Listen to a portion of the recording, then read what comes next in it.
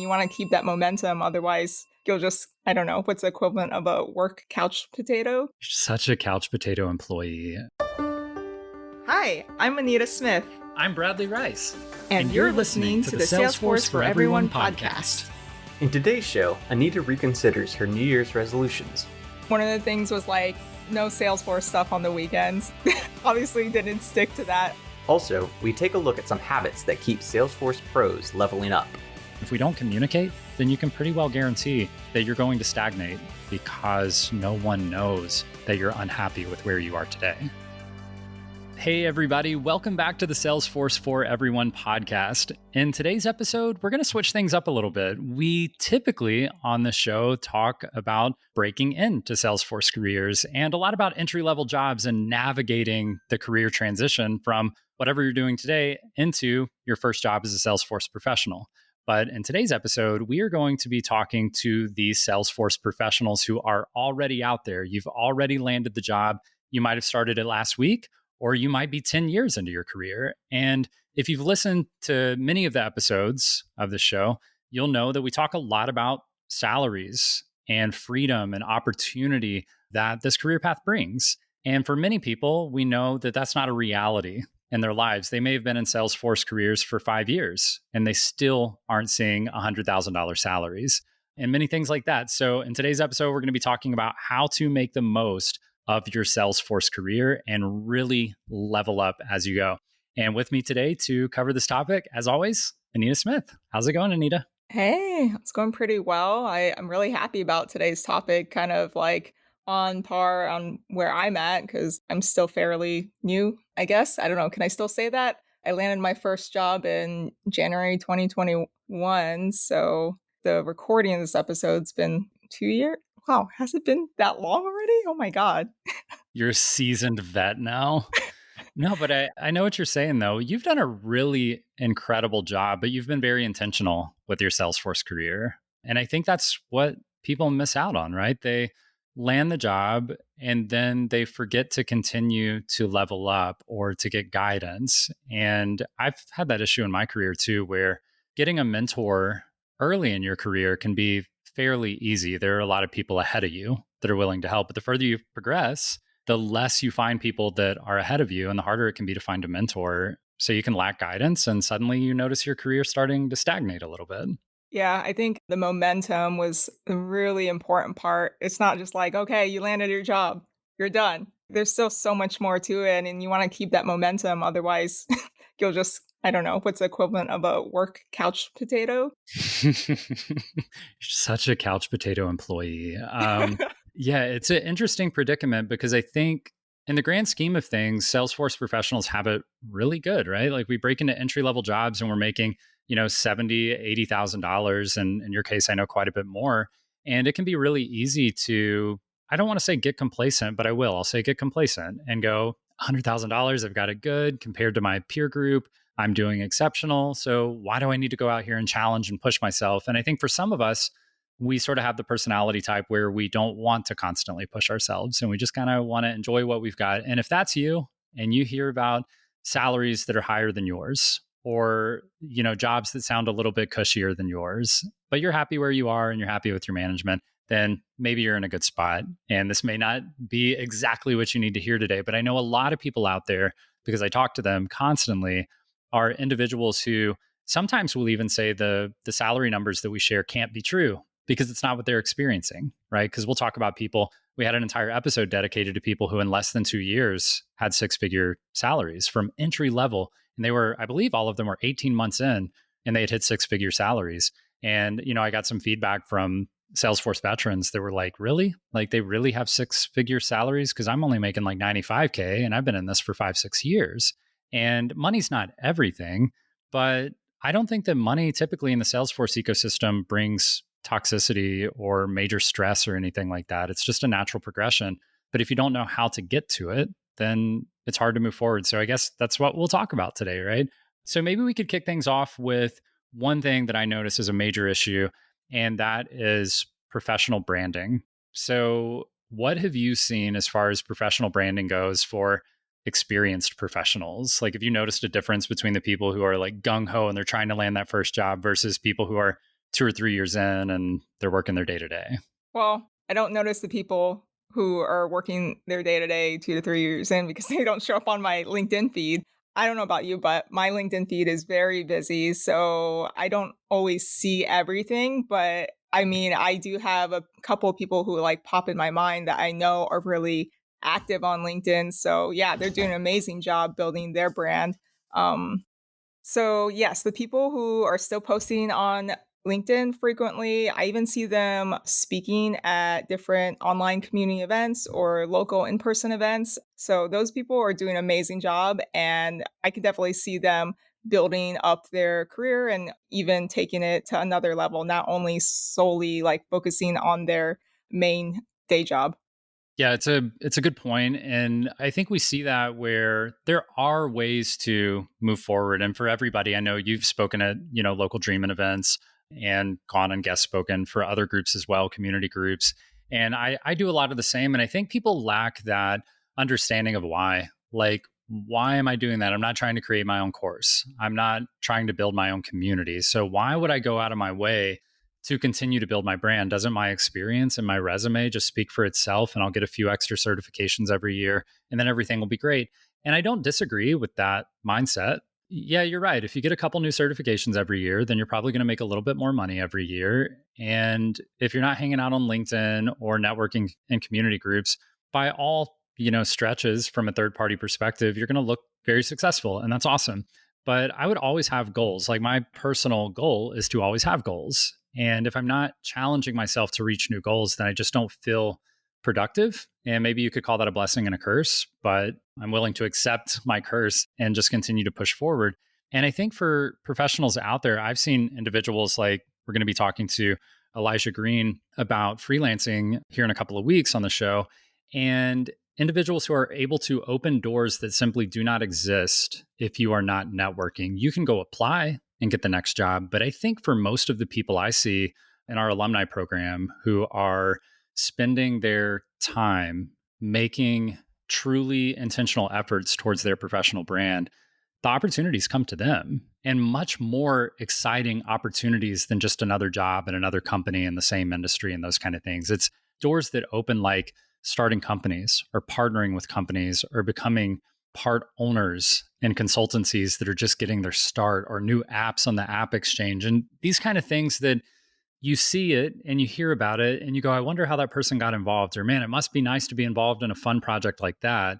And those opportunities are all out there for everyone. It's just that if no one knows that you're excited and engaged and passionate and interested in what you're doing as a professional, then of course they're not going to get to know you and they're not going to approach you with those opportunities. Yeah, that's a good point. Like crafting your circle is kind of like what we have in the alumni group. It's like this nice little, I guess, I don't know, mentorship circle that we all help each other out. And I see a lot of people talk about posting jobs, and some of them are, jobs that aren't posted yet. They're just sharing with the other alumni. But one thing I just realized is like I tend to remember people who post a lot in that group and also on LinkedIn. So a lot of recruiters reach out to me. So whenever they're like trying to ask me if I want to apply this job, I remember those members or those people on LinkedIn, like, oh, I know they wanted to go this direction, or they had talked about they wanted to go this,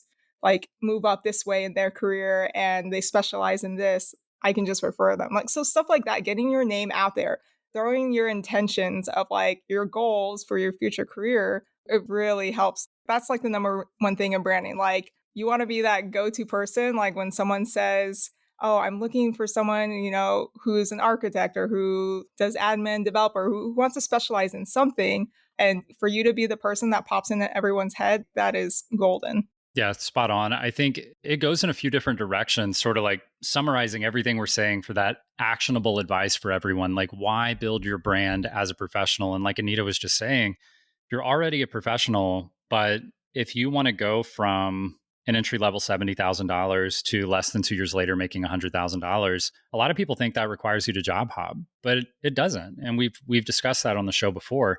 Yes, you can job hop and you can start that at a new company and level up and get that big pay raise. And you can either let that come to you or you can have to put in the work to chase it. And if you just build your professional brand, it will come to you. You will have people in your community that simply see you and they hear you and they know you're a valuable asset and they know that you're approachable and they can communicate with you openly, and they'll go to you and they'll say, "Hey, my company's hiring for this. I've seen you on, LinkedIn or whatever else. And I thought maybe you just might be interested in this." And suddenly you have an opportunity just knocking at your door that wouldn't have been there. On the other hand, if you want to stay with your current company, it's not uncommon for our managers and our coworkers and owners of the companies that we work for to be spending time on platforms like LinkedIn. And when they see us advocating our energy and showing how professional we are and showing how just versatile and amazing we are at our jobs, they suddenly see us the same way Anita was just talking about, that they see us as the expert. They see us as that person that is so passionate and deserves so much opportunity because they're so outspoken and they have so much energy.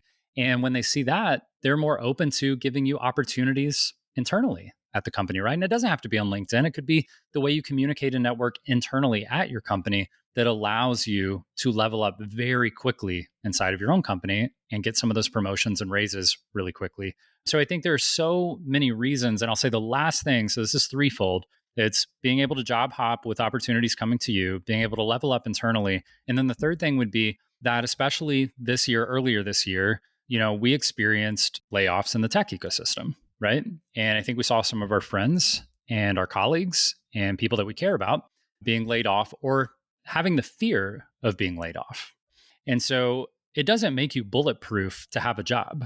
And being prepared for the moment that you need a network, you don't want to network the day that you find out that your company just sent you an email and it's not an email that you wanted to see. And you can be the best professional in the world and that become a reality no matter what industry you're in. So the best thing you can do to protect yourself or prepare yourself is to just always have your network in place, always have your people in place, always have your relationships built. And that's going to make you effectively indispensable as a professional. Could you lose your job? Absolutely. But will you bounce back in, less than 2 weeks? Absolutely. So there are a lot of reasons to build your brand, and it's only going to make you better prepared and a better professional. Yeah, to add to that, that's a really good point. Don't just take like when you need to network. This is a constant thing you should be doing. Like you land your job, you don't like just disappear. I mean, still continue with the networking and posting or writing articles or doing things like attend community events, stuff like that. It's not just like, oh, okay, hey, I lost my job. Can you guys help me now? Always try to give more than you take. Is that? Oh, yeah. Yeah, no, I think that's right. Yeah, it can get mixed up with the words. I do that too, but no, you said it right. And yeah, if you're giving when you're in a position to give, when you're employed and when you're in a strength position, and you're giving. That's what community is all about. It's about people taking when they need to take and giving when they're in a position to give. And the best communities have a lot of people in positions to give, so that the people who need to take just have an abundance to take. So it can be a great thing. So I know hopefully we sort of drove that home on professional branding. And if you need ideas for how to get started on LinkedIn, we do have a free LinkedIn optimization guide at talentstacker.com. Just click the free resources tab at the top, and you'll see a LinkedIn of all of our free resources. And one of those is a LinkedIn guide. That can help you a lot for getting started and really refreshing and getting used to getting in that rhythm of building that professional brand again. So another thing I wanted to talk about, and Anita, I know you're really well versed at this, even if you are, still just 2 years into your career, which is sort of a veteran in the Salesforce space somehow, but also I'm sure it feels relatively new. Negotiating for a raise. This is a topic that I think people struggle with. And I see a lot of people who get that standard raise from their employer, and they come and they do the annual review and they say, "This is how the company's done this year, and we really appreciate you, and you're amazing. And here is what we are going to give you as a raise." And people say, "Thank you." And they carry on for another 12 months. What advice do you have to individuals to negotiate for raises? Do we need to wait for a year? Should we? How do we talk about it? How do we prepare ourselves to not just go, gimme, gimme, gimme money, and really communicate to our employers the value that we bring? Yeah, good question. Because I know I tell people, job hop to increase your salary by myself. Like, I've never job hopped in my career. I'm still with the same consultancy I started with just because, I was like, I really like working here. Maybe I can just negotiate a raise and get to where I want to be without having to job hop somewhere else. And it works. And it's so funny because most of my life, I never even thought about asking for a raise, let alone negotiating, like encountering. None of that stuff came into my head ever. I remember my career right before this in hospitality, a coworker kind of walked me through it, and I was just like, oh, I didn't think this was an option. And now, like being in the Salesforce ecosystem and with like the salary transparency that Talent Stacker has done and talking to like all the other members in Talent Stacker, it like really opened my eyes that this was something that you could even negotiate and like learning about the things that you could negotiate, not only salary. I have a really good friend now who's in the program, Tanya. She negotiated a 4-day work week. I like that idea didn't even pop in my head and wouldn't have unless like I spoke to her about it. So anything is possible. I think what really helped me get the courage to negotiate was one, Talent Slacker, but also I'm going to shout out Tori Dunlap. She has a really like great course and podcast episode on Choose FI on salary negotiation, which is amazing. But like I've tried her stuff and it works. And if you're in the Salesforce ecosystem, you don't have to deal with the 1% annual raises. You can counter that because I've tried it and the results have been incredible.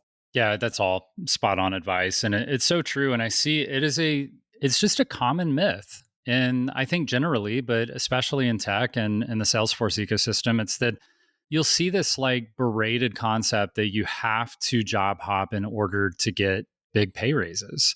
And I think that comes from people who have not attempted to do anything to get big pay raises at the company they're with. And they make these assumptions and then they go share them publicly as if they're facts, and they literally have no experience. And I think that's probably a human fault that we have where somebody can, walk up to you and say their dog's sick. Do you have any advice? And you've never had a dog in your life and you'll give them advice on how to take care of their dog. And it's like, you literally have no experience with this topic. It's okay to tell people you don't know or that you haven't experienced that or your experience with that has not been really successful. So you clearly aren't the person to ask. And I think we just sort of suck at doing that. We suck at just saying, I don't know. And I don't have experience with that and those kind of things. So for people out there, I mean, to Anita's point, we have seen tremendous success with people looking to earn more income and speaking with their employers, their current employers, about making more money. And I think the big issue here is that we simply don't do it. I see a lot of people who see applying for another job as the easy way to getting more money. And I believe that could be true because it allows you to avoid awkward conversations, right? It feels a little uncomfortable to go to your current employer and ask for a 20% raise, right? But it feels very comfortable to talk to a recruiter about how much you want to be paid or talk to a new employer about how much you're looking to be paid. And we just fail to go to our current employers. And it's really a disservice to our employer because a lot of times when a very skilled resource quits, like one of your Salesforce analysts or admins or architects or developers, when they quit, that puts the employer in a really bad spot. And I think a lot of times we forget that our employers are people, especially in small to mid-sized businesses. These are people who are personally impacted by our decisions not to communicate with them. And by going to those employers and speaking with them, I think a lot of times you'll find they want to give you more money and they know you want to get a raise, but they're busy, right? And unless you initiate some of those conversations and let them know that this is something that means a lot to you and that you would like to see a change in, then they're simply not going to know. And chances are they'll get busy in their day to day and they'll forget to give it the attention that it deserves. You could blame that on them if you want to, but I think we have to take some of that blame ourselves for not having those internal conversations. Yeah, so at one of the recent Talent Stacker meetups, I was talking to a member and he is also a business owner. And he made a really good point that kind of like lit up the light bulb for me. He said it is a pain to hire good people. So yeah, so your boss will like negotiate and have a conversation and work with you to keep you if you're a good employee, which if you're listening to this podcast, you probably are, continuing learning. But to answer your question before, which I totally skipped over on when to ask for a raise. So I personally do it once a year, but that's because my initial starting salary was very generous. So I didn't feel comfortable asking after 6 months. But I know some people, and I would give this advice if you're unhappy with your starting salary and it's a bit lower, talk to your manager. Be like, hey, can we maybe set up a plan and set a date 6 months from now to reevaluate my salary and, if possible, get an increase, and then maybe set some goals. Or what I like to do is always keep the original job description of what your tasks and responsibilities are supposed to be, and then start tracking that you're doing those tasks, how often, like quantify it, just so you have some data and proof to like hand over to your boss. Because likely your boss will have to ask someone above him or HR, but when you like do all the work for them, like package it up and like, here, this is why I should get a raise. They're like, oh, it's already done. I don't need to procrastinate. I can just route this up and get it approved. Yeah, I agree. I mean, literally list out the major impacts that you've had over the last, whatever the period of time is, whether it's 3 months or 3 years, it doesn't really matter. Just list out the impacts that you've had. I'll say I'm guilty of this. Sometimes I don't realize how much the people who work for me do, right? Because I'm so busy in the day to day and the tasks that we have to do this week and this month that sometimes I forget about the last 11 months and the huge hurdles and obstacles that we overcame and the huge additions and improvements that were made to the company in those last 11 months. And when an employee comes to you and they serve you, like Anita was saying, on a silver platter, and they say, this is what I've done. And it's not in a arrogant way. It's not in a you owe me kind of way. It's in a reminder sort of way, like, hey, remember these amazing initiatives that we worked on and the amazing success that we've had. And when you give your employer that ability or your manager that ability to walk down the list and go like, wow, that's who this person is. They're the person who does not the 3 things on the job description, but they do the 20 things that we so desperately need at this company. And a lot of times that just reminds them how appreciative they should be of you. And I think we expect them to be appreciative a lot of times because we know what we're doing. And we forget that they have their 40-hour work week or more, and they're very busy. And it's not an excuse for them. But the fact is, sometimes they forget just how appreciative they should be of you. And giving them a gentle reminder of how much you do is a really positive way of showing them your impact and making them want to make sure to pay you the right amount to get that job done. So I think it can be a really positive conversation. And a lot of times we look at it as a very daunting, anxiety inducing conversation, but it doesn't have to be. Yeah, 100% agree. I was always nervous before I have that conversation with my boss. And then when I go to it, it's just a casual conversation. And it's been pleasant all the times I've asked for a raise. And now I know going to it, it's not like a straight up no, like he's willing to work with me, which is a great thing. I just want to add on, do you want to be extra or add another level to salary negotiation? You can always, in addition to your tasks and what you've done, you always can create a goals list for like personal for work going forward the next 6 months, what you plan on doing extra. And then what I've started doing recently, I have been keeping track of any wins and compliments. So I'll screenshot like any emails or messages that I've received thanking me, stuff like that. And you can always add those in too, but it's also nice to look at if you're having a bad day. Yeah, it's almost like a little testimonials about your work that you've gotten over time. I like that. So let's move into the next one. And this one reminds me of professional branding to an extent, and it's interview preparedness. And I think this is probably the worst one of all when it comes to being a Salesforce professional. If there's one thing that we do not do, it is continue to craft our interview readiness. And that's the things we already know and love. It's our interview stories. It's sharing, those situations where there was a major struggle that we had to overcome. And the funny thing is, when we work our jobs for a year, 2 years, 3 years, sometimes we forget about the biggest impacts, the biggest hurdles, the biggest wins that we've had. And those fall by the wayside and we forget to talk about them in interviews. So what advice would you have for individuals who don't really know how to keep their interview skills on point as they progress through their careers? I'm the worst person to ask for this because I have not been keeping up with it. I think part of the reason I stay and negotiate for a raise because I'm terrified of applying to other jobs and having to interview again. But one thing I do know that helped when I first started out, and I should keep doing, is keep attending different community events and networking, because when you're introducing yourself to a new person, or you set up these like 15-minute coffee chats with someone new, you're practicing your tell me about yourself speech. So that's like the main part. It's like a guaranteed question you'll get every single time in every interview. So you get to practice that and keep that fresh and expand your network. The other items, oof. Yeah, I'll run with that. And I think this is something that you and I have discussed before, but it's effectively finding a way to journal your experience as you go.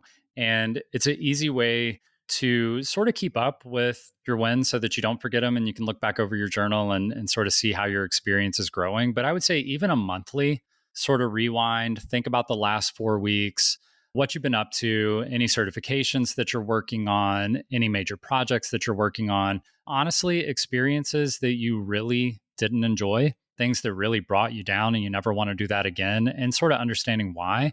Projects that really brought you a lot of joy and you thought they were amazing successes, and why were they amazing successes, and how can you repeat those? And I think really just quantifying some of that, right? Like we saw a 20% increase in our ability to make sales or our ability to support our support team and make sure that they could close deals or close cases 30% faster. Like when you keep up with those quantifiable metrics, it makes it so easy to do something like update a resume, update your LinkedIn profile, prepare for an interview, and be ready to talk about your strengths and what they really are. So I think journaling would be one, but I wanted to touch on what you said, and that's just generally communication. And I had people, this used to happen more, so maybe my communication skills are getting worse, but I used to have people say, how do you just manage a talk track where you just flow over a concept? Like someone could ask you about something on the spot and you can just flow over that talk track and you know exactly what you're going to say, and it's almost like you have it prepared and you just already know. And the reason for that is because like I never shut up. So I'm constantly in social community, Salesforce community groups, sending messages. I'm constantly DMing people. I'm constantly guest speaking, doing things like going to Dream events and, you know, manning a booth and having to, you know, stand there and talk to people endlessly at Texas Dream and doing a Q&A panel, a live Q&A. It's not a prepared presentation. It's literally people from the audience ask questions and you have to be prepared to answer. And so when you put yourself in positions to communicate a lot, that really pays off in interviews because when people ask you questions, you're well versed. You know how to say something concisely, hopefully. You know what your opinions are on different topics. So you don't have to think about it too much. You already have your top 2 or 3 reasons why you're excited about a new pathway or a new role, why you're working on this certification, why you feel that you don't want to work in, say, marketing anymore and you want to focus your efforts on sales or something like that. When you practice that communication week in and week out, and I'll say that's what you need to be doing, you become really, really well versed at having communication with other professionals. And that's really what an interview is. Yeah, 100% agree. I mean, like 10 years ago, I would never imagine myself doing a podcast. Like, because of all the networking I've done, I've really developed my communication skills and still so much more to learn. But I mean, I was so uncomfortable. I mean, for me, when I prep for interviews, I have like multiple page lists of common interview questions, and I go in and I type out my answers in preparation because I have the memory of a goldfish. So I'm not going to remember on the spot if they ask me, like, tell me about a time when, blah, blah, blah. So I need to like do a lot of prep work. It doesn't always come easily to me. So that's something I do. But along with the networking, it also helps when you're giving back to the community and you help others. I get a lot of people that DM me in LinkedIn. They ask for a lot of career advice and stuff like that. And I can't help myself. I got to answer every message, or I don't know, I can't sleep. So I will, jump on a call or just message back. But all that advice I give, it's just more practice, like talking to different people, working with different people. So again, leaning on your network and expanding your network, like that's probably the key with interviewing because you just get to practice. It's basically practice and you get to give back. Yeah, definitely true. So let's talk a little bit about, I think, sort of switching gears a little bit. You talked about giving back, and I think that is a big part of how we can become better mentors and better communicators and be challenged a little bit. I think it's good to put yourself in positions where people challenge you because it can help you hone your opinions. And a lot of times being open minded to change your opinions on things. So I think those are all great things that we can do. Now, one thing I notice is that professionals, especially in consulting, I've seen this, or maybe I just hear about it more, work life balance. People getting into positions where when they're asked that question, how many hours a week does a Salesforce professional work? Right. And they're like, well, probably a little more than 40, and it's like, the reality of it is that in most positions, that's up to you. And I think a lot of times we want to blame our employers and say, I don't have a strong work-life balance. I work more than 40 hours a week because my employer is so demanding, or because my clients are so demanding, my job is so demanding. And I think a lot of times we can work ourselves into positions where our work-life balance gets out of control. And another big influence of this is that most of these jobs, I mean, the vast majority of these jobs are work from home. And once again, we don't have those clear physical boundaries between our work and our personal. And I have this issue. I mean, it's funny because I have a lot of autonomy and freedom, but I'm definitely doing something that I think most people would consider work related a lot during the day. Yeah, I same boat. Like when you ask that question, how many hours do you work a week? In my head, I'm like, wait, on work stuff or like personal development, Salesforce stuff too? Because then I'm like, oh wait, I might actually work more than 40 hours because I do a lot of community stuff outside. It's hard work from home. You can't like turn it off. Literally, I have an alarm on my phone for 5 o'clock every day. One, to stop working, but two, to set my alarms for my meetings tomorrow. But if I don't have that alarm and I don't have like my fiance was like, why are you working on a Saturday? I was like, oh, I just, I can't help it. I didn't even realize I was working it. Cause to me, a lot of the Ohana, a lot of networking stuff isn't work, but I guess it does take away from, home stuff. There's definitely, I think what we're talking about and what is going to be a major theme of this topic is going to be boundaries, number one. And I think defining for yourself, and this takes effort, defining for yourself how you want Salesforce and your career to fit into your overall life, right? And I say that because we can talk about boundaries in a second. So I want to touch on how to define a place for your career in your life and what you're comfortable with. Because some people are going to be comfortable spending 100 hours a week inside of, I'll say, the greater Salesforce ecosystem, whether that be events or community or at work or working on their next certification or whatever else. And some people are going to say, no way, like 40 hours a week and the rest is reserved for things that are not career oriented. And this can be a really tough line to draw, especially in a community as communal as the Salesforce ecosystem. Because for me, going to a Dreamin' event, I mean, technically, I guess you could call that, most of these events are 2 day, and that's more or less 48 hours on the clock, right? Like you are there, you are with the Salesforce community, you are being a Salesforce professional and wearing sort of your Salesforce professional hat a lot of the time. And it's hard to divide that between work and play. And I think what we see a lot, especially in my life, is that a lot of my relationships and my community and the people that I spend time with are Salesforce professionals. And I end up having major overlap between meetings with clients, actual work efforts to do things that are clearly work, and then things like being in a Trailblazer community group and hanging out with other people and talking about, oh, you had a hard time at work today and you had this issue. Let me see if I can help you out with that. And it's really, really, really hard to draw those boundaries. But I find a lot of joy and value in my life and sort of that feeling productive in my life, spending a Saturday talking to someone in DMs about their career and how to move forward. And I think that's definitely categorized as work, but it's something I'm really comfortable with. So I think you have to define it for yourself. So, I mean, I guess what's your opinion? Like, how do you, or have you defined a role for your career in your life? I think it was last year, I was really aggressive with my New Year's resolution. And one of the things was like, no Salesforce stuff on the weekends. Obviously didn't stick to that, but I've been getting better. Yeah, it's so hard for me to separate it because a lot of my friends are in the ecosystem now just because like we have so much in common and just it's easy to relate to each other. And like I came up during all the lockdown years, so I only talk to people virtually, so those became like my closer friends. It's hard. You just gotta like make a decision and stick with it. But I myself struggle separating it. Thank goodness my fiance reminds me, like, have you been outside today? Maybe you should go for a walk. Yeah, so it's a really good point. It's a major, I don't want to say it's an issue, but it's a major topic. And I think people don't talk about it as much as they should probably talk about it. One thing I'll say is that we've been talking a lot about sort of the break point between that 40-hour a week paid W-2 or, 1099, whatever you are, job, And the work we do for that, I think we can be pretty good at defining that, right? We can say that stops at 5 o'clock, but then it's all the other things. It's our next certification and everything else. So I think my advice is just do what you're comfortable with, but actually think about what you're comfortable with. What do they say? Like, don't let the tail wag the dog. Like, don't just let your day go by and just do and fall into your habits and just decide if you're burnout when you're burnout and let it overwhelm you. Define a role for what you want your life to look like as far as your career goes.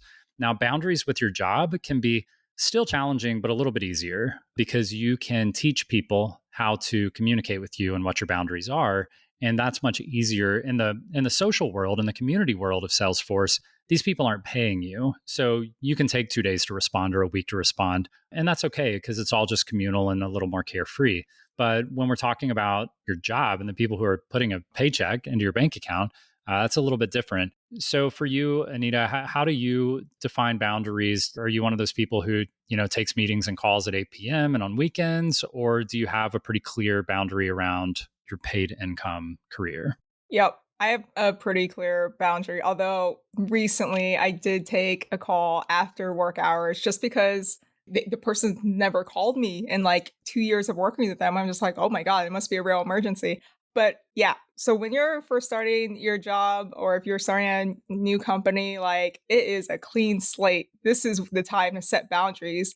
Don't answer emails or be on the work messaging app outside of business hours. Because then people are going to expect that if you are answering emails at like 6, 7, 8 o'clock at night. But from the very beginning, if you like don't answer past that time, you're training them to not expect an answer at night. And you just got to hold strong, stick with it, log out of your work computer at like 5 and then don't look at it. Just don't fall in that trap of looking at your work email late at night or even early in the morning. I know, like, I don't know about you, but I wake up and I'm scrolling. I'm on like LinkedIn or Instagram or whatnot. Don't look at your work emails. There's no reason to. Your workday doesn't start till like 8. So just be very mindful that you are only working certain hours. Now, it depends the company you're with. Some companies, and some people like to work odd hours. That's totally fine. But just from my experience, I stick to business hours. So people only expect me to respond between those hours. Yeah, I think that's really fair. And I think people want to typically, they think they'll get in trouble or something if they don't respond, but it's just not true. And I think those are sort of thoughts that we put into our own heads a lot of times. And if you work for an employer where you're literally going to get a slap on the wrist for not responding to something at 8 o'clock, 8 p.m., I should say, then I would strongly advise taking us up on some of those job search strategies and negotiation skills to look for a new employer because you don't have to put up with that.